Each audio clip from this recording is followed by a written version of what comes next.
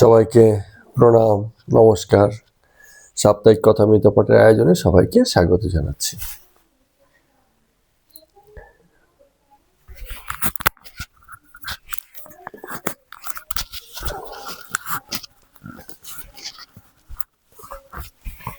লোকে ঘুরতে যেতে খুব পছন্দ করে। কেন পছন্দ করে? কারণ কর্মনিবৃত্তি ঘটে। সবাই তো কর্ম বা কাজের মধ্যে থাকে কোথাও না কোথাও। তো এই যে চেনা পরিচিতির গণ্ডি, এখান থেকে বেরিয়ে কোথাও গিয়ে একটা মুক্তির সুযোগ, যে হ্যাঁ চলো আজকে বা এই উপলক্ষে আমরা এখান থেকে আমাদের রেগুলার যে নিয়মিত কর্ম আছে সেখান থেকে বেরিয়ে গেলাম। এই যে জগৎকর্ম ছেড়ে কিছুদিন রিল্যাক্স থাকা, এর ভিতর দিয়ে একটা আনন্দ যেন হলো। মূল আনন্দটা নিবৃত্তিতে। কোথাও ঘুরতে গিয়ে কি দেখলাম, সবসময় সেই সব আনন্দ অত জোরালো নাও হতে পারে, কিন্তু তা সত্ত্বেও এই যে দূরত্ব হলো, রেগুলার কর্ম যে পদ্ধতি আছে, কর্ম যে শৃঙ্খলা আছে, যে রুটিন আছে, সেই রুটিন থেকে কিছুদিনের জন্য নিবৃত্তি হলো। তো এই জন্যই হলিডেতে খুব আনন্দ। এখন হলিডে না হলিডে, হ্যাঁ, এই হলিডেতে এই জন্যই আনন্দ। তো আমাদের সনাতন ধর্ম গৃহস্থের জীবনে এই আনন্দের একটা বড় সুযোগ করে দেয়। এই হলিডে পালন করার একটা বড় সুযোগ করে দেয়। কারণ বলাই আছে 50-এর পরে গৃহস্থের অবসান, তখন তুমি বানপ্রস্থতে থাকবে, কি সন্ন্যাসে থাকবে। তার মানে কি হচ্ছে, এই যে নিয়মিত যে কর্মযজ্ঞ, রুটিন বাউন্ড কর্মপ্রবণ লাইফ, সেখান থেকে তুমি বেরিয়ে যেতে পারবে। কিন্তু লোককে যেমন আনন্দের প্রতিনিয়ত সুযোগ করে দিলেও লোকে খুশি হয় না। কারণ কি, আমাদের জীবন কোনো না কোনোভাবে আমাদের ছোটবেলা থেকেই মানে বেড়ে ওঠার সঙ্গে সঙ্গে এই মনোবৃত্তি আমাদের এসে যায় যে জীবন যেন একটা লড়াইয়ের ক্ষেত্র। তো লড়াই করেই বেঁচে থাকতে হবে। তো লড়াই, হ্যাঁ, এই যে মনোভাবটা এসে গেছে, এই মনোভাবটা লোকে ছাড়তেই পারে না। যেদিন লড়াই শেষ হয়ে যাবে, কত লোক যে বলবে যে হে আমার জীবনই পুরো পাঞ্চে হয়ে গেল। লড়াই তো আর নেই, হ্যাঁ, প্রতিষ্ঠার লড়াই, মানে এই যে লড়াই, তো লড়াইটা শেষ হয়ে গেলে যেন লোকে আর মানে বাঁচতেই যেন আগ্রহ দেখাবে না। তার মানে এই যে আনন্দ, এই আনন্দ কন্টিনিউয়াস হলে মানুষ নিতে পারে না। তো যেই মানুষ এই কন্টিনিউ আনন্দ নিতে পারে না, তার কাছে দুঃখ চাই, লড়াই চাই, যন্ত্রণা চাই, সেসব থেকে মানে ফিরে আসার আনন্দ চাই। এই জাগতিক যে ইকুয়েশনটা আছে, যে সমীকরণটা আছে, যে মানুষ এই সমীকরণে মজেছে, তার কাছে নিত্যানন্দ আর সদানন্দ বোঝানো খুব মুশকিল। নিত্যানন্দ মানে কি? নিত্য আনন্দ, সবসময় আনন্দ। সদানন্দ মানে কি? ওইটা সদ আনন্দ। তো এই আনন্দকে বোঝানো যাবে না, কারণ আমরা কি হচ্ছে ওই কন্টিনিউয়াস আনন্দ নিতে পারি না। তো জগৎ বিষয়ের আনন্দ আমাদের কোথা থেকে আসে? কোথাও একটা কিছু পেলাম, কোথাও কিছু গেলাম, মানে জগৎ থেকেই আসে। তো জগতের আনন্দ মনোটোনাস হতে বাধ্য, কখনো কখনো একঘেয়েমি হয়ে যায়। কিছুক্ষণ ভালো লাগে, তারপরে একঘেয়েমি লাগে। টিভিতে একের পর এক আমরা মানে বিভিন্ন রকম সিরিয়াল দেখতে পছন্দ করি।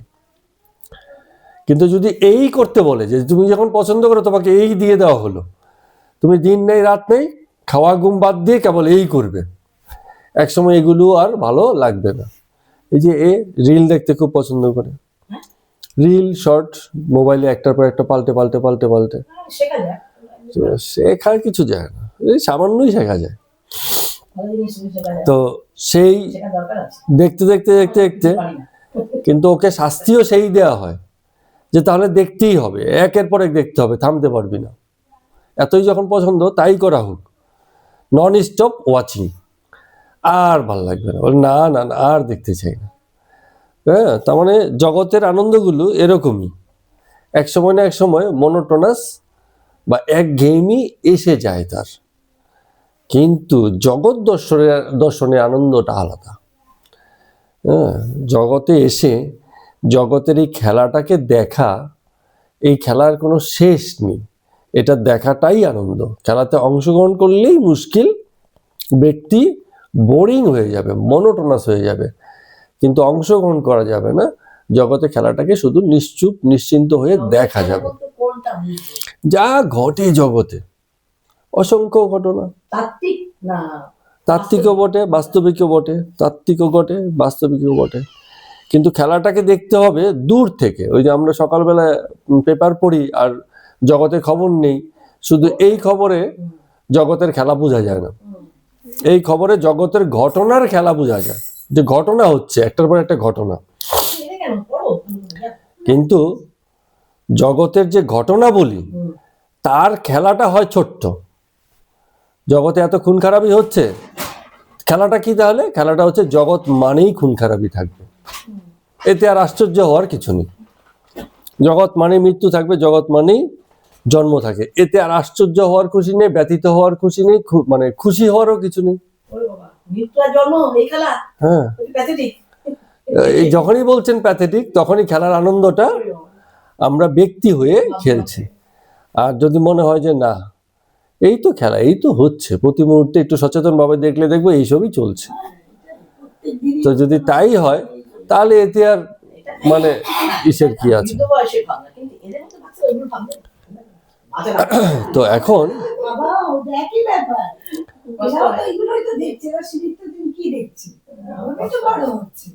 যারা মাঝে মাঝে আনন্দ চায় আর বাদ বাকি সময় আনন্দ চায় না, বা চায় না মানে ইচ্ছে করেই চায় না, যে মাঝে মাঝে আনন্দ হলে ভালো, আনন্দের পুরো মজাটা পাওয়া যায়, আর বাকি সময় দুঃখ থাকুক। হ্যাঁ, মাঝে মাঝে অভাব থাকবে, যেমন আমাদের হয় না অনেক সময় বেচা কেনা কখনো কখনো খারাপ হয়, মাঝে মাঝে ভালো হবে, তখন মনটা খুব ভালো লাগে। প্রতিদিনই যদি খুব ভালো বেচা কেনা হয় তাহলে আর ভালো লাগবে না, দূর এত বেচা কেনা ভালো লাগছে না, দোকান বন্ধ কর, চল বাড়ি চল। হ্যাঁ, এইরকম আর কি অনেকটা। তো যেহেতু আমরা অভাবে থাকি, এই জন্য সাধারণ সাধারণ ছোট ছোট প্রাপ্তিও আমাদের জন্য অনেক আনন্দের। তো এইখানেই মানুষের বন্ধন প্রিয়তা শুরু হয়ে যায়। জগৎ বিষয়ে মানুষের অপ্রাপ্তি এত গভীর, চাওয়া অনেক বেশি কিন্তু অপ্রাপ্তি অনেক বেশি, মানে চাওয়ার বিপরীতে প্রাপ্তি কম। এই যে অনুপাতিক ইকুয়েশনটা দাঁড়িয়ে আছে, এইখানটাকে ভেঙে যদি কিছু পাওয়া যায়, বলে না দারুণ একটা ব্যাপার ঘটে গেল। তো ব্যক্তি এই দারুণ ব্যাপারটার জন্য অপেক্ষা করে, মানে অনবরত স্বাধীনতা এ তার ভালোর ব্যাপার নয়। যেমন আমাদের দেশে যদি বাম সমর্থিত দলগুলো যারা আছে তারা সবসময় শ্রমজীবীদের পাশে গিয়ে দাঁড়ানোর চেষ্টা করে। এখন কোথাও যদি এরকম হলো যে শ্রমজীবী মানে ওয়ার্কার, হ্যাঁ শ্রমজীবী মানে ওয়ার্কিং পিপলের পাশে দাঁড়িয়ে থেকে তাদের মানে লড়াই, তাদের অভাব অভিযোগ, তাদের বঞ্চনার প্রতিবাদে তারা সরব থাকে, ভালো কথা, খুব সুন্দর। কিন্তু কোনো দেশে যদি এরকম ওয়ার্কিং শ্রেণীর হয়ে লড়াই করার মতো বিষয় নাই থাকে, তো সেখানে বাম বা সমাজতন্ত্রের কোনো গুরুত্বই থাকে না, হারিয়ে যায়। তো বাম বা সমাজতন্ত্র ততক্ষণই টিকে আছে যতক্ষণ এই অভাব যন্ত্রণাটা থাকবে। তা আমাদের জগতের হিসাবটাও অনেকটা এরকমই হয়। আমরা জগতে এই যে দুঃখ যন্ত্রণা বঞ্চনা পরাধীনতা বন্ধন এসব নিয়েই বেশ আছি। যদি একটু স্বাধীনতা পেলাম ভালো, কিন্তু যদি বলে যে এই স্বাধীনতাতেই থাকো, তাহলে মাথায় আকাশ ভেঙে পড়লো, বাবা এত স্বাধীনতার মধ্যে থাকা যাবে না। যে কারণে যখন সনাতন শাস্ত্র বলে দিল যে তোমার এবার শান্ত হওয়ার দরকার আছে, এখন তোমার হলিডে, লাইফ টাইম হলিডে, যতদিন বাঁচবে সব দিন হলিডে, কখন 50-এর পর থেকে, তখন গৃহস্থ মাথায় হাত তুলে দিয়েছে, না না এই হলিডে আমরা চাই না, হ্যাঁ এই হলিডে আমরা চাই না, আমাদের সংসারের দুঃখ কষ্ট যন্ত্রণা এগুলি ঠিক আছে থাক। হ্যাঁ, এরকম। তো একটুখানি নিরপেক্ষভাবে ভাবলে দেখবো, কোনো ব্যক্তিগত জায়গা থেকে বলছি না, যে এই যে একটা উঁচু জিনিস মানে কি, এই যে কন্টিনিউ একটা উচ্চতাকে ধারণ করা, মানুষ বা মানুষ বলতে জগতের লোক বা আমাদের ভারতবর্ষের লোকের কথাই বলি বা আমাদেরই কথা বলি একেবারে আন্তরিকভাবে, সত্য স্বীকারোক্তি দেয় যে আমরা এই উঁচুকে ধারণ করতে মানে রাজি নই, আমরা খুশি নই, আমরা সত্যিকার অর্থে সেসব চাই না, এত উঁচু বিষয় আমাদের জন্য নয়। তাই তো সবার জন্য সন্ন্যাস হয় না। কত লোক সন্ন্যাসের জন্য বেরিয়ে বাড়ি ফিরে আসে, বলে ও বাবা এইসব আমাকে দিয়ে হবে না, দিনের পর দিন কোনো কাজ নেই, কম্ম নেই, চুপচাপ বসে থাকো আর ভাবো এ আমাকে দিয়ে হবে না, বরঞ্চ কাজের জায়গা ঠিক আছে, হ্যাঁ, সংসারে সুখ দুঃখ যন্ত্রণা এও ঠিক আছে। হ্যাঁ, যেমন অনেকে আছে যে ধরুন কথার কথা বলছি, যে হয়তো সে ওই যে বৃদ্ধাশ্রমে আছে, হ্যাঁ, তো বৃদ্ধাশ্রমে তো এই পুত্র কন্যা শাশুড়ি বউয়ের যন্ত্রণা কি আরো অন্যান্য যত রকম থাকে আর কি সংসারের লাইফে, সেসব তো নেই, অন্তত কমসে কম সেসব থেকে তো বাঁচা গেছে। তারপরও মনটা পড়ে থাকে কোথায়? সংসারের দিকে, সংসারের দিকে। কেন? হ্যাঁ, কারণ ওই অত দিনের অভ্যাস, ওই সংসারটা, হ্যাঁ, ওই যন্ত্রণাটার মধ্যে একটা কোথাও না কোথাও একটা মজা আছে। যেমন এরা দুজন দিন রাত খুনসুটি ঝগড়া, একে রেগে যায়, এমনকি আমি এত দূরে থাকি আমাকে ফোন করে বলছে দেখো আমার সঙ্গে এই করেছে ওই করেছে, হ্যাঁ, ঠিক আছে, এই যে করছে, সেই মুহূর্তে ওকে জিজ্ঞেস করা হোক যে দিদি বা ভাই এরা যদি না থাকে কেমন হয়, বলে খুব ভালো হয়। আবার এদেরকেই দেখা যাবে কয়েক বছর পরে বলছে যে সেই ছোটবেলায় বোনের সাথে যে খুনসুটি বা ঝগড়া কি মিস করি আজকের দিনে আমরা। তার মানে কি হচ্ছে, এই যে বন্ধন প্রিয়তা, এই যে বিষয়গুলো, এসবে আমরা মজে আছি, সাংঘাতিক মজে আছি। তো এই মজার, যাকে আমরা মজা বলছি, মুশকিল হচ্ছে সেতেই মজে গেছি, মজাতেই মজে গেছি। তো এইটাকে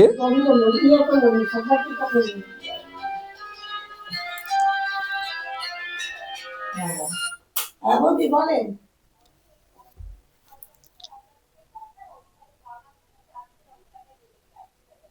ও বাবা, পেয়েছেন তো, পেয়েছি চাবিটা, হ্যাঁ, বললাম ভেতরে পড়ে গেছে, হ্যাঁ, চাবিটা কাছে শুনতে তো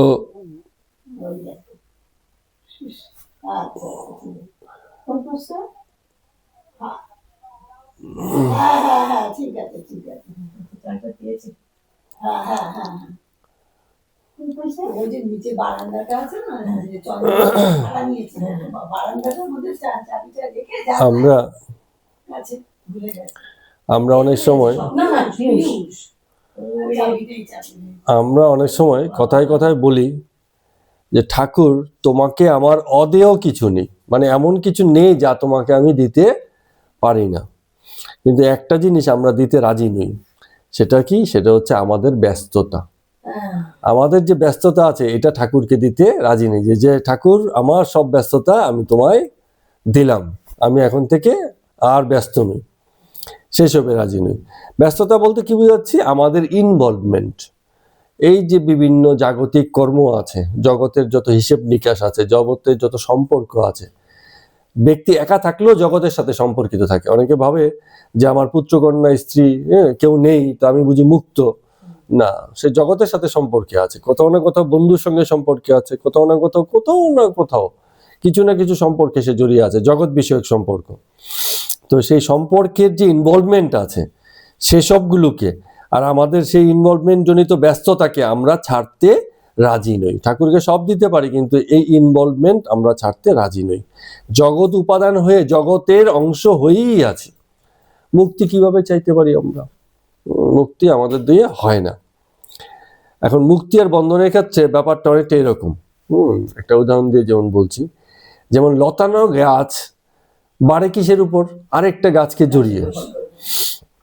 কিন্তু লতানো গাছ জানেই না সে যে আরেকটা গাছের উপর নির্ভর করে বাঁচছে, কারণ লতানো গাছ তো সে জানেই যে আমি এরম ভাবে বাড়ি।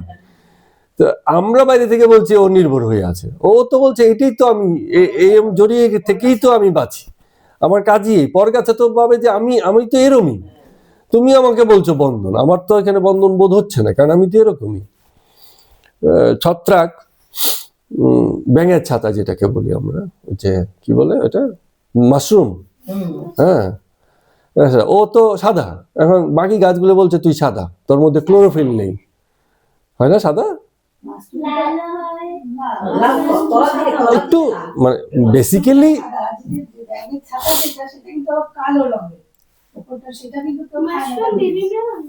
হ্যাঁ, বেসিক্যালি অনেক রঙের হতে পারে, আমরা ধরে নিয়েছি, হ্যাঁ ধরে নিয়েছি যে সাদাটা, যেমনই হোক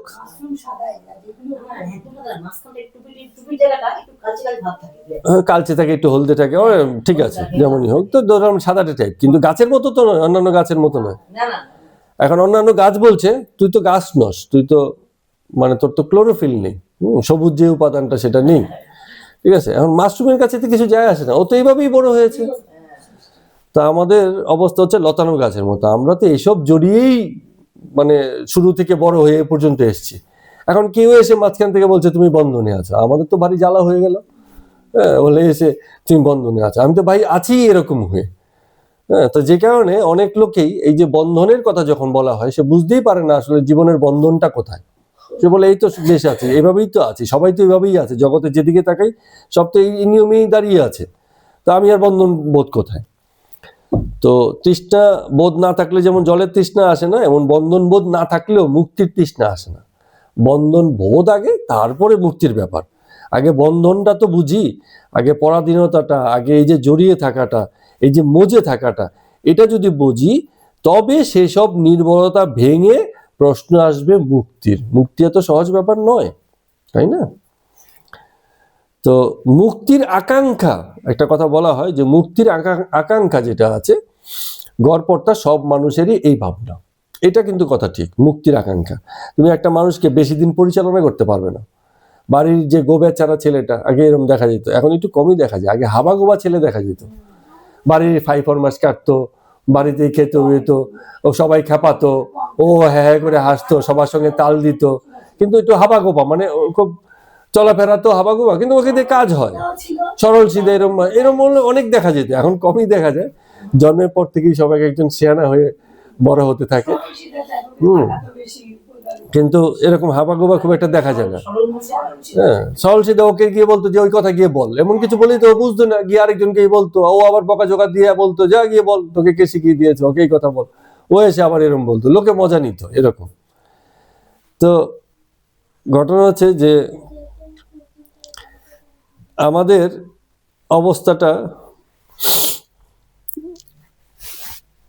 এই যে হাবাগুবা শ্রেণী, আমরা যারা ভাবছি নিজেদেরকে যে আমরা খুব শেয়ানা হয়ে গেছি, কিন্তু বস্তুত পক্ষে কিন্তু ওদের সঙ্গে আমাদের খুব বেশি পার্থক্য নেই। হ্যাঁ, ও হচ্ছে আমাদের হিসাবে হাবাগোবা, আমরা আবার কারো হিসাবে ঠিক হাবাগোবা হয়েই আছি।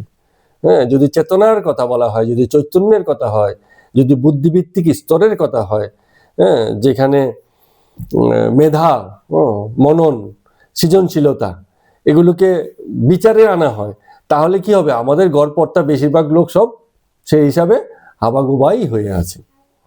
তো হাবাগোবাকে নিয়ে খুব হাসাহাসি করার কিছু নেই, যে হাসছে সেও তার থেকে একটু কম হাবাগোবা, কিন্তু হাবাগোবা বটে, সেও হাবাগোবা, ঠিক না? তো যেটা বলা হয় যে একটা হাবাগোবাকেও যদি মানুষ বেশি দিন চাপিয়ে রাখে না, বেশি চাপ দিয়ে রাখছে, ও একদিন রাগ করে বলবে ধর তোমার সঙ্গে থাকবো না। ওই হাবাগোবার আবার কি, বলে ফেললো তো বলে ফেললো, বাড়ি থেকে বেরিয়ে চলে গেছে, আর ফেরেনি, এইরকম। তার মানে কি হচ্ছে, মুক্তির আকাঙ্ক্ষা প্রত্যেকের আছে। একজন যে হাবাগোবা, যে বোঝে না, সেও মুক্তির আকাঙ্ক্ষা করবে, বেরোতে চাইবে। তো এইটা কিন্তু মানুষের মধ্যে স্বাভাবিক, কিন্তু মুক্তির এক্সপিরিয়েন্স, অর্থাৎ আমি মুক্ত হয়েছি, এই বোধ, এই অভিজ্ঞতা লাভ করাটা খুব রেয়ার। জগতে অল্প কিছু মানুষেরই এই বোধ আসে, যে বোধ করে যে আমি মুক্ত। আকাঙ্ক্ষা সবার আছে যে আমিও মুক্ত হতে চাই, কিন্তু আমিও যে মুক্ত হয়েছি এই বোধ খুব রেয়ারেস্ট পার্সন, কিছু কিছু অল্প কিছু লোক থাকতে পারে জগতে, যাদের এই অভিজ্ঞতাকে মানে জীবনে উপলব্ধি করার সুযোগ ঘটে। বেশি কিছু নয়, একটা শুধু নির্ভাবনাময় মন কেউ একজন নিজের জন্যই করে দেখাক। নির্ভাবনাময় মন, যে মনে কোনো দুর্ভাবনা নেই। দুর্ভাবনা মানে কি? ওই কথাটা কি বলেছি না, নেগেটিভ টক্স না, শুধু ওই শব্দটাকে আক্ষরিক অর্থেই বলেছি না, ওই যে ওই শব্দটাকে ভাঙি আমরা, দূর ভাবনা, দূরের ভাবনা। কালকে কি হবে, পরশু কি হবে, ওই দিন ওই করবো, ওই দিন ওই করবো, 1 বছর পরে ওই করবো, এই যে দূরের ভাবনা। শুধু একটা মন জগতে দেখাক, মানে ব্যক্তি দেখানোর দরকার নেই, ব্যক্তি নিজেকেই বুঝুক যে আমার একটা মন আছে, যে মনটা দূরকে ভাবে না। এই দূরকে ভাবনা ছেড়ে দিলেই সব দুর্ভাবনা চলে যায়। কাল কি হবে, ভবিষ্যতে কি হবে, ওই করব সেই করব, ছেলের বিয়ে দেব, মেয়ের বিয়ে দেব, চাকরি ওই হবে, ওইভাবে প্রতিষ্ঠা হবে, টাকা পেলে পরে এই করব। লোকে তো এইসব ভাবনা ভেবেই বসে আছে, সবই মানে ভাবনা। এই ভাবনা মানেই দুর্ভাবনা, দুর্ভাবনা মানেই ভবিষ্যতের ভাবনা। সেটা ভালো হতে পারে, হ্যাঁ, মন্দিরে দর্শন করতে যাব, সেটাও দুর্ভাবনা, কারণ দূরে আছে তো, ভাবনা তো এখন নয়, এই মুহূর্তের নয়। তো এরকম দূরের ভাবনা ছেড়েছে যেই মন, এমন একটা মন জগতে যদি পাওয়া যায়, সেই মনও মুক্ত মন। হ্যাঁ, সেই মন মানে অনেক উঁচু হয়ে গেছে। তো সবচেয়ে কঠিন কোনটা, দেহের মুক্তি না মনের মুক্তি? একদম ঠিক কথা। দেহ কি হয়, দেহ স্বভাবতই মুক্ত। যে দেহটা মরুভূমিতে আছে, ওটাকে নিয়ে একটা দ্বীপে ফেলে দেওয়া হোক, ও ঠিক 2-4 দিনের মধ্যেই অ্যাডজাস্ট করে বেঁচে দাঁড়িয়ে যাবে। যে দেহটা মরুভূমিতে আছে, ওকে পাহাড়ের শীতে ঠান্ডায় ফেলে দেওয়া হোক, 2-1 দিন কষ্ট হবে, ও 2-4 দিনের মধ্যে ও আবার ঠিক। তার মানে কি, দেহ কিন্তু খুব তাড়াতাড়ি মুক্ত হয়ে যায়। অসুখ হয়েছে, সেখান থেকে খুব দ্রুত মুক্ত হয়ে গেল। যাই কিছু ঘটে দেহের সঙ্গে, একটা ঘা ছিঁড়ে গেছে, ই হয়েছে, কোনো ওষুধ লাগানি, তাও কিন্তু দেহ ঠিক করে নিয়েছে। পা ভেঙে গেছে, রেস্টে থাকলে দেহ নিজেই নামেই প্লাস্টার করে দেয়। এগুলো হচ্ছে ফাঁকিবাজি কথা। রেস্টে থাকলে প্লাস্টার ছাড়াও ঠিক হয়ে যাবে। প্লাস্টার মানে কি, একটু চেপে চুপে রাখে, আর যাতে নড়াচড়াটা মানে কম হয়। যদি ওই জিনিসটাও ব্যক্তি করতে পারে, যে আমি প্লাস্টার ছাড়াও যেমন আছে অ্যাজ ইট ইজ, প্লাস্টারের একটা অসুবিধা হয়, আমাদের কাছের কয়েকজনের হয়েছিল। অনেকদিন প্লাস্টার করে রাখলে ওই জায়গাটা মানে ওটাকে স্বাভাবিক করতে আবার অনেক ব্যায়াম লাগে, সময় লাগে। প্লাস্টার কেটে দেওয়ার পরে ওটা সহজ স্বাভাবিক সচল করতে সময় লাগে, কিন্তু দেয় কেন, যাতে ওটা নড়াচড়াটা না হয়। কিন্তু প্লাস্টারে কিন্তু জোড়া লাগে না, জোড়া বডিই লাগায়। যদি বাঁকা থাকে বাঁকাই জোড়া লাগবে, সোজা থাকলে সোজাই জোড়া লাগবে, যেমন থাকে অমনই জোড়া লাগবে, কিন্তু লাগবে। তো শরীর, যে কথাটাকে আমরা বলতে চাইছি, শরীর খুব দ্রুতই অ্যাডজাস্ট করে এবং খুব দ্রুতই সেগুলোকে মানে নিজের পরিবর্তন করে নিজেকে বন্ধন অবস্থা, খারাপ অবস্থা থেকে মুক্ত করে ফেলে। কিন্তু মনকে মুক্ত করা খুব কঠিন। মন এইসব ভাবি যাবি যত জিনিসে মন দিয়ে রেখেছে, সেই সব জিনিস থেকে মন এত সহজে মুক্ত হবার নয়। তাই ঘটে, এই জন্য ঠাকুরও বলেছেন, আমরাও বারবার আলোচনা করছি, মনের মুক্তি। সে সংসারে থাকুক, সন্ন্যাস নিক, যাই কিছু করুক, যে অবস্থায় থাকুক, মানসিকভাবে যে মুক্ত হয়েছে, সেই মুক্তি পেয়েছে। আর এছাড়া অন্য যাই কিছু করুক না কেন, বাহ্যিক আবরণ মাত্র, দেহাচরণ মাত্র, বা সামাজিক আচার আচরণ মাত্র, তাতে কিন্তু মুক্তি ঘটবে এই কথা আমরা বলতে পারি না। মনের মুক্তি না ঘটলে কোনো প্রকার মুক্তি আর ঘটে না। তো কথামৃতের আজকে আমরা 145তম পর্ব শুরু করছি। হ্যাঁ, ঠাকুরও কত আর কি করেন, কত ছোট ছোট জিনিস খেয়াল করেন। বলছেন, হাসতে হাসতে বলছেন, বলে একজন মুসলমান নামাজ পড়তে গিয়ে চিৎকার করে করে হু আল্লাহ হু আল্লাহ হু আল্লাহ এরকম করছিল। এটা কিন্তু হয়, এটাকে বলে জিকির করা। অর্থাৎ অনেকে একত্রে মিলে এক জায়গাতে, যারা মুসলিম ধর্মীয় ভক্ত আছে, তারা একত্রে বসে হু আল্লাহ আল্লাহ হু আল্লাহ এরকম করে উচ্চ স্বরে মানে করতেই থাকে, টানা করতেই থাকে, মানে এটাকে জিকির, তার প্রার্থনা, তার নৈকট্য পাওয়ার জন্য তারা এই ধরনের আচরণ করে। তো এখন ডাকতে ডাকতে কি হয়েছে, একজন এমন মানে ডাকছে, তো পাশে থেকে আবার একজন বলছে যে তুই আল্লাহকে ডাকছিস ভালো কথা, তুই এত জোরে চেঁচাচ্ছিস কেন? বলে তিনি যাতে শোনেন, বলছে যে তিনি যাতে শোনেন। বলে আরে পাগল, পিঁপড়ের পায়ে যদি নুপুর পরিয়ে দেয়, সেই নুপুরের যে আওয়াজ আল্লাহ সেটাও শোনেন, তোর এত জোরে ডাকতে হবে না, তিনি সব শোনেন। তিনি শুনতে পান না, এই জন্য আমি জোরে জোরে ডেকে তাকে শোনাচ্ছি। হ্যাঁ, এই ভাবনাটাই মানুষের বোকা ভাবনা। তার মানে কি হচ্ছে, এগুলো হচ্ছে, এই প্রশ্নটা কেউ করে না, সবাই এই প্রশ্ন এটাই করে যে হ্যাঁ খুব ভালো কাজ, আল্লাহকে ডাকছে। আরে ডাকার কিছু নেই। বিষয়টা হচ্ছে যে প্রার্থনার যে আহ্বান ভিতর থেকে আসে সেটা মানে স্বাভাবিক এবং সবার ভিতর থেকেই আসে। আর এটার যদি কোনো কানেকশন তার সঙ্গে থাকে তাহলে অটোমেটিক কানেকশন হবে, এটা বলার কিছু নেই। ডেকেও করা যাবে না, না ডেকেও করা যাবে না, কানেক্টেড অলওয়েজ আছে। আর সবচেয়ে বড় কথা, কানেকশন তো অলরেডি আছেই। এটাই তো আমরা সবার আগে স্বীকার করতে পারি না। আমি যে তার থেকে সম্পর্কহীন নই, সম্পর্ক যুক্তই হয়ে আছে প্রতি মুহূর্তে, এইটা তাকে আমি দ্বিতীয় কোনো সত্তা, আমার থেকে আলাদা কোনো সত্তা যতক্ষণ ভাববো ততক্ষণ পর্যন্ত এই কানেকশন প্রতিষ্ঠিত হবে না। আমার দিক থেকে কানেকশন কিন্তু আমি আগেই কেটে রাখি, তার দিক থেকে কানেকশন বরাবর আছে। তো এরকম বলছেন আর কি, উদাহরণ দিয়ে বলছেন এই গল্পগুলি এরকম। এগুলো কি? এগুলো হচ্ছে লোকাচার। তো এই লোকাচারকে ভেঙে মানে বাস্তবতা দেখানোর চেষ্টা করছেন, এইটুকু। সমালোচনা নয়, বাস্তবতা দেখানোর চেষ্টা। তো এবার রামকৃষ্ণদেব ঠাকুর বলছেন যখন মনের যোগ হয় তখন ঈশ্বরকে খুব কাছে মনে হয়। মনের যোগ যখন ঘটে যায়, মনে হয় ঈশ্বর তো কাছেই, এই তো দেখতেই পাচ্ছি, বা হৃদয়ের মধ্যেই যেন আছে, এরকম ভাব আমি টের পাই, এরকম ব্যাপার। কিন্তু এই যোগ যত বাইরে হবে তত ঈশ্বরও বাইরের জিনিস হয়ে থাকবেন, নিজের অন্তরে কখনো আসবেন না।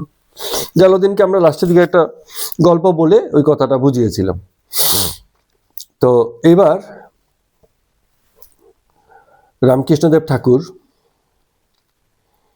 একটা গল্প বলছেন, আরেকটা গল্প বলছেন, একজন রাজা আর একজন পণ্ডিতের গল্প। তো রাজার ধর্মে খুব মন আছে, মতি আছে।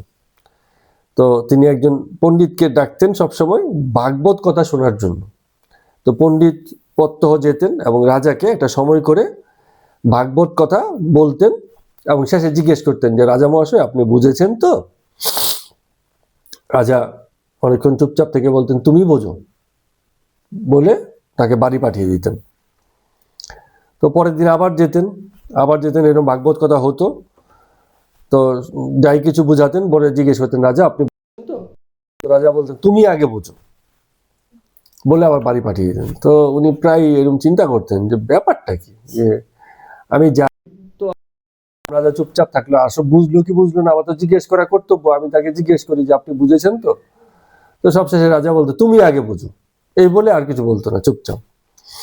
তো এই নিয়ে ভাবতে ভাবতে পরে সেই যে পণ্ডিতটা, তার যেটুকু সাধন বজনা ছিল তাতে তিনি একদিন উপলব্ধি করলেন, তার একদিন হুঁশ হলো। কি হুঁশ হলো? হুঁশ হলো যে এই জগতে ঈশ্বরই একমাত্র বস্তু, আর বাকি সব অবস্তু, গৃহ পরিবার ধন জন মান সম্ভ্রম অবস্তু, জগতে যা কিছু আছে তার অ্যাকচুয়ালি সেই অর্থে কোনো গুরুত্ব নেই, পরিবর্তনশীলতার পথে সেইগুলো চলছে আর হারাচ্ছে। তো যখন এই বোধ হলো, এক সময় এই সংসার এবং এই রাজাকে ভাগবত শোনাতে যাওয়া এসব বিষয়ও তার কাছে মিথ্যা অসার মনে হতে লাগলো। বলে কাকে গিয়ে কি বুঝাচ্ছি, দরকারই নেই। তো একদিন তিনি বললেন যে হ্যাঁ আমার বোঝ হয়ে গেছে। উনি সংসার ত্যাগ করে যাচ্ছিলেন, তো পথে যেতে যেতে একজনের সঙ্গে দেখা হয়েছে, বলছেন যে তুমি তো রাজার কাছে যাচ্ছ, তো ওনাকে গিয়ে বলো যে আমি এখন বুঝেছি, আর বুঝেছি বলেই আমার মানে রাজাকে বুঝানো কর্মটাও শেষ হয়ে গেছে। এই বলে চলে গেল। তো বারবার যেটা বলতে চাওয়া আর কি এইসব কথার ভিতর দিয়ে, যে বুঝেছে, কিছু বুঝেছে, যে আমি কিছু বুঝেছি, তার অন্য অ্যাসিস্ট্যান্সের দরকার হয় না, সহযোগিতার দরকার হয় না। যে বুঝেছে তার আয়োজন কমে যায়। অনেক কিছু এটা সেটা হাবি যাবি। যেমন একজন আমাকে জিজ্ঞেস করে, আমি ওনাকে অনেকদিন আগে একটা বাই পোস্ট একটা গীতা পাঠিয়েছিলাম। তো স্বাভাবিকভাবে গীতা পাঠালে যে পাঠায় তার একটু কৌতূহল থাকে যে পড়লো কিনা। তাই আমি দু একবার জিজ্ঞেস করেছি, বলে কি পড়বো, আসলে ঘরের কাজে এত ব্যস্ত থাকি, হাত পা ধুয়ে পরিষ্কার পরিচ্ছন্ন হয়ে সবকিছু করে যে গীতাটা পাঠ করব, এইটাই এখনো পর্যন্ত হয়ে ওঠেনি, একদিনও হয়ে ওঠেনি। হ্যাঁ, তাই আমি বললাম দেখো, মানে আমি তো গীতা আমার বিছানাতেই রেখে পড়ি, আমার জন্য তো কিছু মানে ওর জন্য হাত পা ধোয়া এটা সেটা বা নানান কিছু এসবের তো প্রয়োজন নেই। তো যদি তুমি আমার কথাকে বিশ্বাস করো, তুমি এমনিতেই পড়তে পারো, কোনো ভয় নেই। গীতাকে অপবিত্র করার মতো এত সুন্দর আর ক্ষমতাধার মানে দেহ আমাদের হয়নি যে আমরা দেহ অপবিত্র, এই জন্য গীতা অপবিত্র হয়ে যাবে। গীতার বাণীটাই বরাবর পবিত্র, গ্রন্থের কোনো গুরুত্ব নেই। গ্রন্থ সে যেমনই হোক। তো ঘটনা হচ্ছে, তো তারপরে যে বুঝেছে তারও তো আয়োজন নেই, আর যে বোঝেনি সে তখন অনেক আয়োজন বলবে, বলে না এতবার যখন আমাকে বলছে তাহলে নিশ্চয়ই একদিন আমার গীতা পড়তে হবে। সে বিশেষ দিন দেখে চান টান করে ভালো বস্ত্র কি বলে এটা গায়ে পড়ে সময় দেখে ঠাকুরের সিংহাসনে বসে, হয়তো এত আয়োজন করতে করতে 1 ঘন্টা গেছে, গীতার 2 পাতা পড়ে মনে হয়েছে আরে বাবা অনেক সময় হয়ে গেছে, কারণ আয়োজনের তো সময় চলে গেছে। 2 পাতা পড়ে আর ওখানে মানে এসে নেই, এই করে করে চললো। তো সেদিনকে একটা অদ্ভুত বই দেখলাম, একটা অদ্ভুত গীতা। মানে গীতার গুরুত্বপূর্ণ শ্লোকগুলো নিয়ে একটা গীতা তৈরি হয়েছে। তো আমার তো খুব আগ্রহ যে দেখি কোন কোন শ্লোকগুলোকে মানে সিলেক্ট করেছে গুরুত্বপূর্ণ শ্লোক হিসেবে। এটা নট এ ব্যাড আইডিয়া, খারাপ কিছু না। তো তার প্রথম শ্লোকটা আছে, 1 নম্বর শ্লোকটা একদম গীতাতে প্রথম যে শ্লোক, যে ধনঞ্জয়কে সঞ্জয় বলছেন যে কুরুক্ষেত্রে এই আছে, আমরা দেখছি এরকম প্রথম যে শ্লোকটা আছে, একেবারেই মানে গুরুত্বহীন শ্লোক। ওই শ্লোকের মধ্যে কিছু নেই, জাস্ট করে একটা জিনিস স্টার্টিং, যেমন আমরা অনেক সময় করি ধন্যবাদ, না ধন্যবাদ, যেমন কেউ বাড়িতে এলো স্বাগত, আসুন আসুন। তো যদি কেউ বলে যে আমি ওনার সঙ্গে যত গুরুত্বপূর্ণ কথা বলেছি তার মধ্যে আসুন আসুন কথাটা 1 নম্বর গুরুত্বপূর্ণ কথা, তো কেমন লাগবে জিনিসটা? ঠিক না, খেলা হয়ে গেল জিনিসটা। তো গুরুত্ব সেটাই, গুরুত্ববহ সেটাই যেটা জীবনের কোনো একটা সংকটকে এক কথাতে পরিষ্কার করে দিয়েছে, সেটাই গুরুত্বপূর্ণ। এছাড়া আর কি গুরুত্বপূর্ণ হবে? তো ভিতরে উল্টে পাল্টে দেখছি আরো এমন কিছু শ্লোক যেগুলো শ্লোক হিসেবে খুব একটা আমার তো মনে হয়নি, হয়তো দৃষ্টিভঙ্গি পার্থক্য থাকতে পারে, রেসপেক্ট রেখেই বলছি, ওনার চয়েস ওনার, আমার চয়েস আমার। কিন্তু বই পড়ে একজন পাঠক হিসেবে আমার মনে হয়েছে যে অনেক শ্লোকই আছে যেগুলোর আদৌ কোনো গুরুত্ব নেই। এখন কি টস করে সিলেকশন করেছে নাকি বুঝে শুনে সিলেকশন করেছে সেটা আমি জানি না। আমার পরে মনে হলো যে আমিও তো একটা এরকম বানাতে পারি। 700 শ্লোক আছে, তার মধ্যে গুরুত্বপূর্ণ এই কটা শ্লোক, এরকম একটা সিলেকশন আমিও দিয়ে রাখতে পারি। নেক্সট কখনো যদি আমরা গীতা পরবর্তীতে পড়তে চাই তাহলে আমরা এই সব পড়বো না, গুরুত্বপূর্ণ শ্লোকগুলো, তাহলে আমাদের সময়ও কম লাগবে, প্লাস আমরা মূল যে জায়গাগুলো সেগুলোতে আমরা কাজ করতে পারি।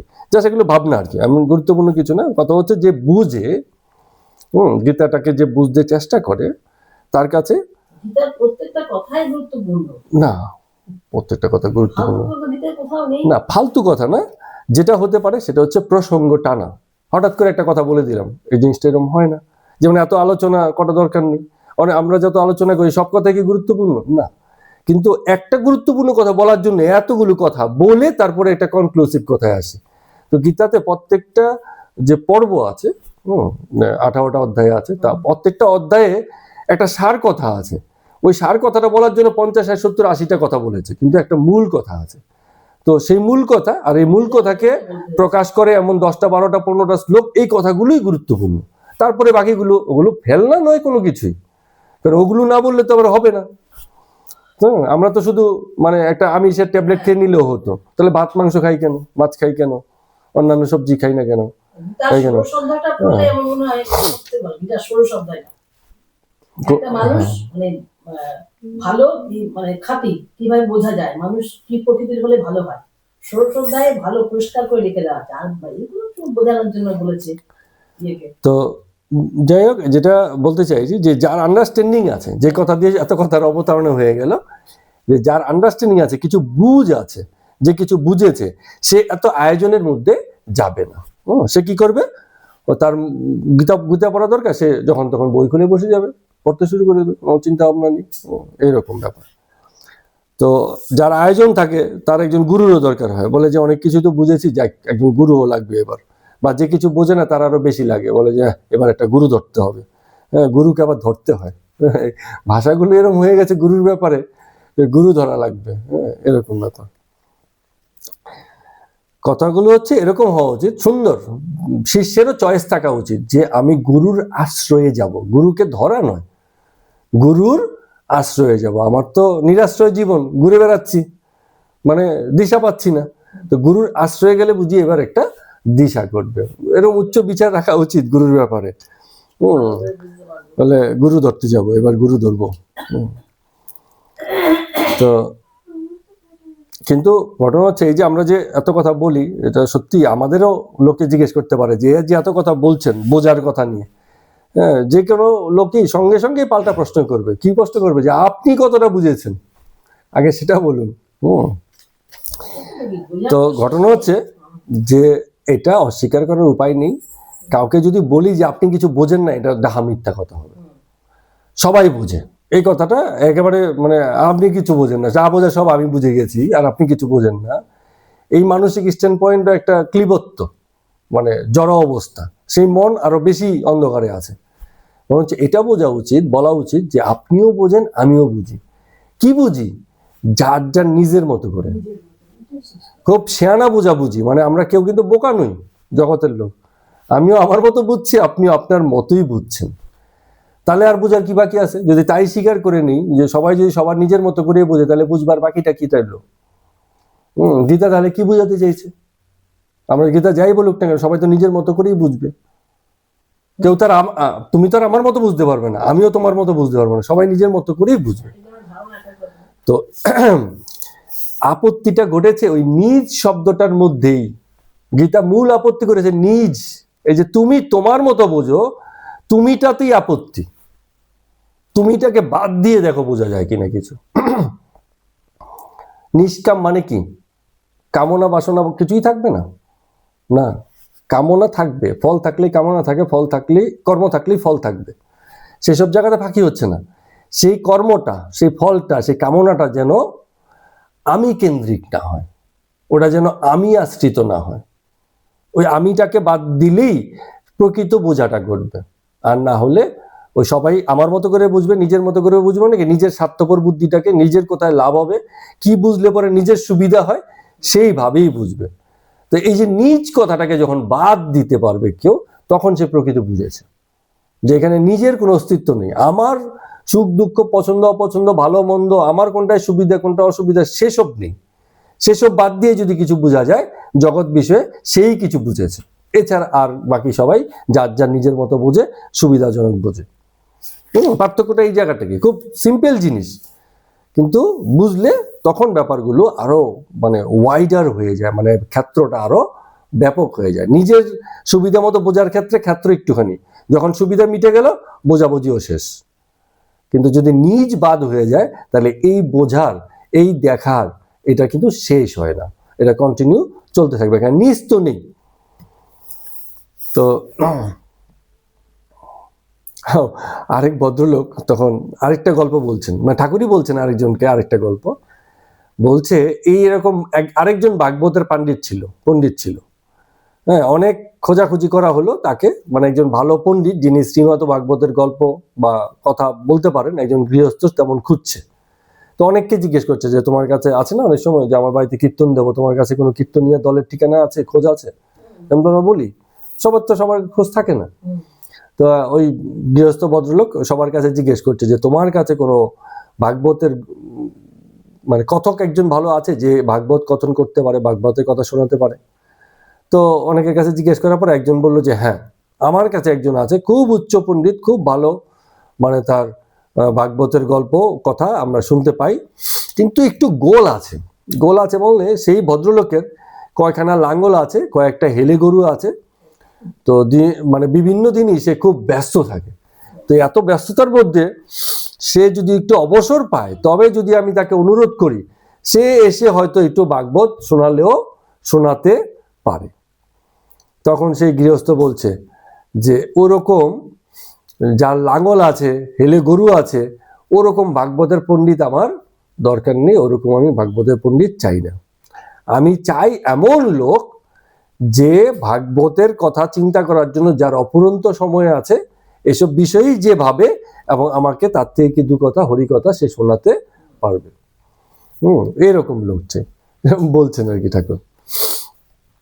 তো আবার বলতে বলতে বলছেন যে পণ্ডিতেরা তো অনেক জানে শোনে, বেদ পুরাণ তন্ত্র, এটা পড়েছে ওটা পড়েছে, এটার রেফারেন্স দেয় ওটার রেফারেন্স দেয়, কিন্তু কি হবে শুধু পাণ্ডিত্যে? যদি সেই লোকের মধ্যে বিবেক আর বৈরাগ্যই না থাকে। হ্যাঁ, বিবেক কি? বিবেক হচ্ছে বৈরাগ্য। বৈরাগ্য কোনটা বলো একটু? জগতের যে বিষয় আসক্তি আছে সেখান থেকে মন তোলা। মানে মন তোলা মানে কি? সেগুলোকে বাদ দেওয়ার কথা বলেনি, বলছে সেই সব জায়গাতে মন লাগিয়ে না রাখা, যে এখন আমার এই জিনিসটা চাই, আর মাথার মধ্যে ঘুরছে ওইটাই আমার চাই। হ্যাঁ, চাই ঠিক আছে, ভুলে যাও, যখন হবে হবে, ঠিক আছে। তার মানে ওটা বৈরাগ্য এসে গেছে। আমার একটা বাড়ি ঘর আছে, মাথার উপর ছাদ চাই, পাকা ছাদ, ঠিক আছে, যখন হবে হবে। এখন একজন খুব মানে এই চিন্তাতেই আছে, তো সে আসক্ত। আরেকজন ওটা একটা জগতের ব্যবহারে বা প্রয়োজন, যে সে একটা জেনেছে যে তার একটা মাথা দরকার। তো এরকম আসক্তিতে যে আছে, আসক্তিতে যে আছে সে, তার বৈরাগ্য নেই জীবনে। আর জগতে আছে, কিন্তু জগতের বিষয় আসে ভোগ করছে, ব্যবহারও আছে, কিন্তু সেসব বিষয়ে তার কোনো আসক্তি নেই। যে মাথার উপর ছাদ নেই বলে রাত্রে কুড়ে করে ঘুমাচ্ছে, চোখ দিয়ে জলের ধারা পড়ছে, কবে আমার মাথার উপরে পাকা ছাদ হবে, এইরকম আসক্তি নেই। হবে হবে, না হবে না হবে। মাথার উপর ছাদ, খড়ের ছাদ হয়েছে, তাতেও ঠিক আছে। না থাকলে গাছতলায় শুয়েছে, তাও ঠিক আছে। যদি গাছও না থাকে, খোলা আকাশের নিচে শুয়েছে, তাতেও ঠিক আছে, কোনো অসুবিধা কিছু নেই। আবার যদি কোথাও নিয়ে ছেড়ে দেয়, সেখানেও সে ঠিক আছে, ভালো জায়গাতে, মানে বড় লোকের 5 তলা বাড়িতে ঢুকিয়ে দিয়েছে, তাতেও সে ঠিক আছে, কারণ কোনো কিছুতে তার আসক্তি নেই, না দুঃখে আছে নাকি সুখে আছে। তো এইরকম যার ভাব আছে জগৎ বিষয়ে, তার বৈরাগ্য আছে জীবনে। আর এই বৈরাগ্য যার থাকে, তার জগৎ বিষয়ক বিচার ঠিক থাকে, আর নাহলে বিচার ঠিক থাকবে না। দুজন আত্মীয় এসছে, একজন পয়সাওয়ালা, একজন পয়সা কম, খেতে বসছে দুজন। পয়সাওয়ালাকে খুব রিকোয়েস্ট, এটা নাও দাদা, ওটা খাও, এটা করো, এই করো। আর যে পয়সা কম, না না, খাও না, খাও না, তুমি নিচ্ছ না কেন, চেয়ে নেবে, চেয়ে নেবে। হ্যাঁ, কারণ আকর্ষণটা ওখানে নেই, এনাকে খাতির করলে ঠিক আছে। তার মানে কি হচ্ছে, এটাকে ই বলে না, বিবেক বলে না। এটা ওই যে ওই যে ইসে, যে গরিব আত্মীয়, সে তো আর ভবিষ্যতে কোনোদিন তার বাড়িতে যায় কিনা সন্দেহ। বলবে আমার দরকার নেই এরম খাওয়া, যেখানে যে লোকের বিবেক নেই, তার বাড়িতে ওরম আমি যাই না। এমনকি যে লোককে অতি আদর করে খাইয়েছে, সেও নাও আসতে পারে, যদি ওই লোকের কিছু বিচার থাকে। সে বলে যে আরে বাবা, এনার বাড়িতে আমি যাবো না। কেন? পাশের জনকে জিজ্ঞেস করছে না, আমাকে উপরি উপরি খাওয়ানোর চেষ্টা, আমি তো লজ্জায় মরি, সেও হয়তো নাও যেতে পারে। তার মানে বিবেক হচ্ছে সেই জিনিস, যে এই যে বৈরাগ্য, জগতের ভেদ হলো না, সেখান থেকে যে সিদ্ধান্তগুলো আসে জীবন সম্পর্কে, জগৎ সম্পর্কে, সেইটা বিবেকপূর্ণ হয়, বিচারপূর্ণ হয়, নৈতিক হয়, এবং অভেদ হয়। তো তেমন যদি হয়, তবে তার বিবেক আছে বলে আমরা ধরে নিই। তো বিবেক আর বৈরাগ্য যারা আছে, সেই লোকের কথা যদি দু কথা বলে, লোকে শুনতে আগ্রহী না, ঠিক আছে, ইনি যখন বলেছে ঠিক আছে, কোনো অসুবিধা নেই। তো এরম ভাবে বলছেন। তো আবার ঠাকুর বলছেন যে আবার যারা সংসারকেই সার জেনেছে জগতে, তো তাদের কথা শুনে আর কি হবে, কি শুনবো তাদের কথা? বলো তো, যা সেই তো সংসারের কথাই তো বলবে, সে সংসারকে তো সার জেনে বসে আছে, তার কথা আর কি শুনবো? তো এই গীতার বিষয়ে বলছেন আবার ঠাকুর, বলে গীতা আর উল্টো করলে কি হয়, তাগি, তাগি আর ত্যাগী, ওই জফলাটা দিলেই একই ব্যাপার হয়ে যায়। তো যে ত্যাগী হয়েছে, তার গীতারই দরকার নেই। আর যে গীতা পড়ে ত্যাগী হয়েছে, সেও ঠিক আছে, কিন্তু মূল বিষয়টা হচ্ছে ত্যাগ, বৈরাগ্য। সেটা যদি জীবনে না আনতে পারে, তাহলে তো সে আসক্ত হয়ে রইল। তার মানে না নিজের মুক্তি, না কাউকে মুক্তির সন্ধান সে দিতে পারবে। যে নিজে মুক্ত না হয়েছে, সে মুক্তির কি ব্যাখ্যা, কাকে কি বলবে? ও বেকার কথা হয়ে যাবে। তো এবার ডাক্তারবাবু আবার বলছেন, বলে একজন আমাকে একদিন বলেছিল, রাধা শব্দের মানে কি? রাধা শব্দের মানে কি? রাধা, গীতাকে উল্টো করলে কি হয়, তাগি। রাধাকে উল্টো করলে কি হচ্ছে, ধারা। ধারা মানে কি? বয়ে যাওয়া, প্রবাহ। জগৎ মানেই প্রবাহ। রাধা প্রকৃতির স্তরের দেবী, প্রকৃতির দেবী, মানে এটা হচ্ছে জগতের প্রবাহটাই সত্য, জগৎ হিসেবে জগতের প্রবাহটাই সত্য। তো এই ধারাতে, ধারাকে, এই যে প্রবাহ আছে, এই প্রবাহকে জেনে নিলেই, বুঝতে পারলেই তবে মাত্র কৃষ্ণের অনুভব আসে। জগতের প্রবাহটা তো বুঝি না, আমি তো বলি জগৎই আমার কাছে সব সত্যি, জগৎ যা আছে এটাই তো ঠিক, এইটাকেই তো দেখছি, বুঝছি, এর সঙ্গেই তো আছি, আমার কাছে তো এটাই ঠিক লাগে। তো যতক্ষণ পর্যন্ত এই জগতের এটাই ঠিক লাগবে, এটাকে বুঝতে পারবো না, ততক্ষণ পর্যন্ত কৃষ্ণত্ব তো অনেক দূরের কনসেপ্ট। জগতের কনসেপ্টই যার মাথায় ঢোকেনি, জগতের খেলাই যে বোঝেনি, তার কাছে ঈশ্বর তত্ত্ব, কৃষ্ণত্ব এইসবের মানে এগুলো বেকার কথা, এগুলো বলে কোনো লাভ নেই। যেমন অনেক বড় বড় ভক্তের মুখেও আমি শুনি যে পয়সা ছাড়া জগতে কিছু হয় না। কথাটা শুনলে খুব খারাপ লাগে। হয় না সে তুমিও জানো, আমিও জানি। কিন্তু যখন তুমি স্বীকার করছো এই কথাটা, তার মানে তুমি কতখানি মানে নিচ, মানে কি সেই জায়গাতে মানে সেই বিশ্বাসটাকে তুমি তোমার অন্তরে গেঁথে রেখেছো। হ্যাঁ, তোমার বরঞ্চ স্বীকার না করা উচিত যে জগতে পয়সাই সব না। ঠিক আছে, হ্যাঁ ব্যবহারিক উপযোগিতা আছে, এটুকু তুমি শেষে বলতে পারো যে ব্যবহারিক উপযোগিতা আছে, পয়সা হলে অনেক কাজ হয়, পয়সা না হলেও কাজ বন্ধ থাকে না, ঠিক হয়। হ্যাঁ, জগৎ থেমে থাকবে না। কিন্তু স্বীকার করে বসে আছে, প্রথমেই হেরে বসে আছে। একে তুমি কি জেতাবে? যে প্রথমেই হেরে বসে আছে তাকে আর জেতানো যায় না। এরকম। তো ডাক্তারবাবু চলে গেলেন, রামকৃষ্ণদেব ঠাকুর আর মাস্টারমশাই বসে আছেন। তো মাস্টারমশাইয়ের সাথে রামকৃষ্ণদেব ঠাকুরের তো মানে ছায়াসঙ্গীর মতো আর কি। মাস্টারমশাই এখন রামকৃষ্ণদেব ঠাকুরের ছায়াসঙ্গীর মতো হয়ে গেছে।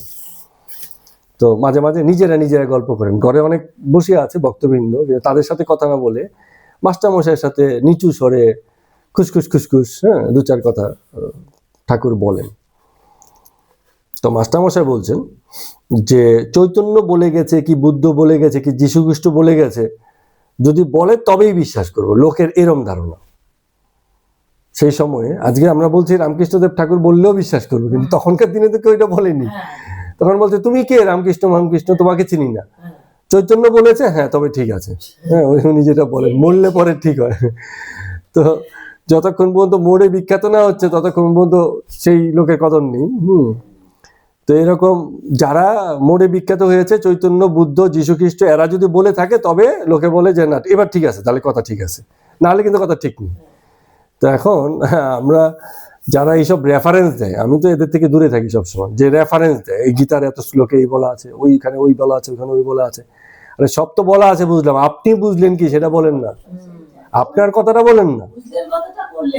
হ্যাঁ, তা আপনি কি বুঝেছেন সেটাই বলুন, সেটাই তো আগে দেখি। আপনার ব্যক্তি উপলব্ধি গেল কোথায়, ব্যক্তি অভিজ্ঞতা গেল কোথায়, সেটা তো জানার ব্যাপারে আগ্রহী বেশি। তো সেসব বিষয়ে না, লোকের রেফারেন্সেই মানে খুব মাহের, ক্ষমতাশীল হয়ে গেছে। যে জ্ঞানী তাকে আমরা জানি রেফারেন্সের সে মানে কি বলবো এটাকে, যোগানদাতা, একটা মানে এমন একটা সংগ্রহ যার ভিতরে অনেক রেফারেন্স আছে, তাকে আমরা বলি জ্ঞানী লোক, কারণ তার অনেক রেফারেন্স জানা আছে। তো রেফারেন্স দিয়ে হবে না, ব্যক্তি কি বুঝলো, এত রেফারেন্সের পরিপ্রেক্ষিতে তোমার উপলব্ধি কি, তুমি ব্যক্তিকে কি বুঝলে, তোমার অনুভূতিটা কি সেটা বলো। কিন্তু এটা সবাই শুনতে চায় না। তো এবার রামকৃষ্ণদেব ঠাকুর ডাক্তার ব্যাপারে বলছেন, বলে ডাক্তারবাবু এখানকার কথা কি ভাবছে, তোমার কি মনে হয়? যেহেতু অনেক সময় মাস্টারমশাই ডাক্তারবাবুর সঙ্গে অনেক মেশেন। ওই যে না, প্রথম ডাক্তার না, ডাক্তার পরের ডাক্তার, হ্যাঁ ডাক্তার সরকার। তো বলছেন, রামকৃষ্ণদেব বলছেন, তোমার কি মনে হয় না তার ক্রমে শ্রদ্ধা হচ্ছে, একটু একটু করে শ্রদ্ধা হচ্ছে? একবারে অহংকার কি জায়গা? ঠাকুরের ভাষাটা অনেকটা এরকম, অহংকার কি জায়গা? অত বিদ্যা, অত মান, লোকে সম্মান দেয়, এত বড় ডাক্তার হয়েছে, টাকা পয়সা হয়েছে, তো চট করে কি এগুলি ছাড়তে পারে? কিন্তু এখানকার কথাতে, এখানকার যে কথাবার্তা হয় সেসবে অশ্রদ্ধা নেই, মানে পুরোপুরি বিশ্বাস না করলেও একেবারে যে মানে হেলায় ফেলে দেয় ওরকম ভাব কিন্তু তার নেই। বেলা 5টা, শ্রীরামকৃষ্ণদেব দোতলার ঘরে বসে আছেন, চতুর্দিকে অনেক ভক্তরা চুপ করে বসে আছেন। তার মধ্যে কতগুলো ভক্ত এসছেন, কিন্তু ঠাকুর চুপ, মানে বেশি কিছু বলছেন না। তো মাস্টারমশাই ঠাকুর একটা জামা পরবেন বলে ঠাকুরকে একটা জামা পরাইয়া দিলেন। কত সেবা করছেন মাস্টারমশাই। তো রামকৃষ্ণদেব ঠাকুর পরে একটু সাধু হয়ে বসে, বাবু হয়ে বসে বলছেন যে দেখো এখন আর আগের মতো ধ্যান ট্যান করতে হয় না। এই কথা তো ঠিক, আগে যেমন আমরা গল্প বয়ে পড়েছি, হ্যাঁ কেউ একজন ধ্যান করতে চলে গেছে, 20 বছর ধ্যান করেছে, সাধনা করেছে, হ্যাঁ ইয়ের যেটা হয়েছিল বাল্মীকির, সারা শরীরে উইয়ের ডিপি হয়ে গেছিল, হ্যাঁ এরকম ব্যাপার। তো সেই পর্যায়ে ধ্যান তো আর করতে হয় না। ধ্যান করতে করতে কঙ্কাল সার হয়ে গেছে, নাওয়া নেই খাওয়া নেই ধ্যানস্থ। কিন্তু এখন কি হয়, এখন অখণ্ড বোধ মানে প্রথমেই হয়ে যায়, এত ধ্যান করা দরকার পড়ে না। এখন কেবল দর্শন, কেবল সত্য দর্শন। ওই যে কথাটা বারবার আমরা বলছি বা বলার চেষ্টা করছি, ঠাকুরও বলছেন যে এখন সবার আগে দরকার জগৎ দর্শন, জগৎটাকে আগে বুঝো। তো জগৎ বোঝার জন্য তো চোখ বোঝার দরকার নেই, বরঞ্চ বেশি করে চোখ মেলে জগৎকে আরো বেশি করে দেখা, বোঝা, জগতের খেলাটাকে মানে আইডেন্টিফাই করা, এই আচ্ছা ব্যাপারটা তাহলে এই ঘটছে, এই ঘটে, এইরকম বোঝা। তো এরকম যার জগৎ দর্শন হয়েছে, সত্য দর্শন হয়েছে, তার তো অখণ্ডতা বোধ চলে আসবে, ধাপে ধাপে এমনিই চলে আসবে, অত ভাববার কিছু নেই। তো হ্যাঁ, রামকৃষ্ণ ঠাকুর মাঝে মাঝে ইয়ার্কিও করছেন, বলছেন বলে এই যে লোকগুলো আসে এখানে, অনেকে আছে চুপচাপ বসে, সারাক্ষণ বসে থাকে, আমি কোনোদিন ভালো লাগলে দুটো কথা বলি, কোনোদিন ভালো লাগলে বলি না।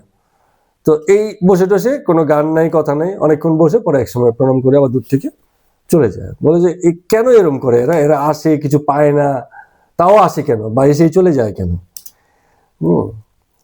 তো মাস্টারমশাই বলছেন যে আগে এরা সব আগে আপনার কথা শুনেছে, এমনি এমনি আসে না আপনার কাছে, মানে আপনার ব্যাপারে আগে কিছু শুনেছে লোকের কাছ থেকে, এই আপনাকে দেখতে আসে, শুনে তাদের একটা ধারণা হয়েছে, তখন এরা দেখতে আসে। আপনি কিছু বলেন বা না বলেন সেসব ব্যাপার না, আপনার দিকে তাকিয়ে কেবল ড্যাব ড্যাব করে দেখতে থাকে। হ্যাঁ, কারণ কি যে আপনার স্বভাবটাই এরকম সদানন্দ, বালক স্বভাব আর নিরহংকার, ঈশ্বর প্রেমে মাতোয়ারা, লোকে সেটাই দেখে, আপনি বুঝতে পারেন না, আপনি বুঝতেও পারবেন না, কারণ আপনি তো তাই হয়ে আছেন। কিন্তু আপনার যে বালক স্বভাব, নিরহংকার ভাব, প্রেমে মাতোয়ারা, হ্যাঁ, এই যে ভাবগুলো, এই ভাবগুলোই লোকে অবাক হয়ে দেখে। একদিন কি হয়েছিল, ঈশান মুখার্জির বাড়ি আপনি গেছিলেন, তো আমি বাইরের ঘরে পায়চারি করছি, তো একজন ভক্ত গেছে আপনার সঙ্গে দেখা করতে, বাইরে এসে সে একটু পরে বাইরে এসে দাঁড়িয়ে দাঁড়িয়ে আমাকে শুনিয়ে শুনিয়ে বলছে এরকম সদানন্দ পুরুষ কোথাও দেখিনি। মানে মানুষটাই এত আনন্দময়, সহজ, সাধারণ, অতি সাধারণ, সাধারণ বললেও ভুল হবে, এত অতি সাধারণ যে দেখেই কোথাও না কোথাও মানুষের মধ্যে সেই ভক্তি ভাবটা আসে যে এর বুঝি কোনো অহংকার নাই, এর ভিতরেই হয়তো দিব্যত্ব, এর ভিতরেই হয়তো অবতারত্ব, এর ভিতরেই হয়তো সেই সদানন্দ গুণটা আছে, যিনি জগতের থেকে প্রতি মুহূর্তে এরকম অসুস্থতা, এরকম ক্যান্সারের মতো মরণ ব্যাধিতেও এত নিত্যানন্দে থাকতে পারেন, একমাত্র তার পক্ষেই সম্ভব। লোকে এইটাই অবাক হয়ে আশ্চর্য হয়ে দেখে, কিছু না শুনলেও এই দেখেই খুশি হয়ে চলে যায়। তো আজকের মতো কথামৃত পাঠ আমরা এখানেই শেষ করছি। সবাইকে প্রণাম এবং নমস্কার। ঠাকুর শুনে চুপ করে থাকলে কিছু বললেন না?